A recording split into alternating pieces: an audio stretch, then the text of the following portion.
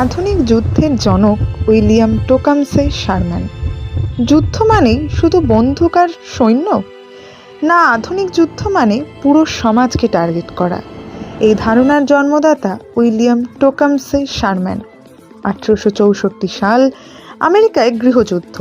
শারম্যান শুরু করলেন ইতিহাসের সবচেয়ে ভয়ঙ্কর কৌশল, স্কচেট আর্থ পলিসি। তিনি শুধু শত্রু সেনা মারেননি, ধ্বংস করেছিলেন রেল লাইন, খাদ্য ভাণ্ডার, শহর। ভেঙে দিয়েছিলেন মানুষের মনোবল। তার বিখ্যাত উক্তি, ওয়ার ইজ হেল, যুদ্ধ নরক, আর তিনি সেটা প্রমাণ করেছিলেন। শারম্যানের মার্চ টু দ্য সি আজও পড়ানো হয় আধুনিক সামরিক একাডেমিতে। দ্বিতীয় বিশ্বযুদ্ধ, আধুনিক এয়ার বম্বিং, টোটাল ওয়ার, সব কিছুর ছায়া আছে তার কৌশলে। তিনি নায়ক না খলনায়ক, ইতিহাস আজও তর্ক করে। কিন্তু এক কথা নিশ্চিত, আধুনিক যুদ্ধের রূপ বদলে দিয়েছিলেন তিনি, শারম্যান।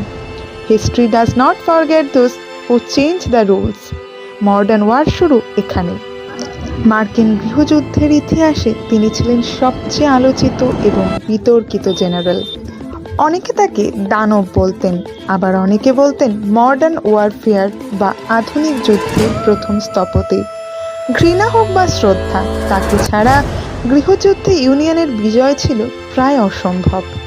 ইতিহাসের এই রণকৌশলবিদ সম্পর্কে আপনার মতামত কি, জানান কমেন্টে। ধন্যবাদ। লাইক এবং সাবস্ক্রাইব করুন এরকম জানা অজানা আরও অনেক ঐতিহাসিক তথ্য পেতে।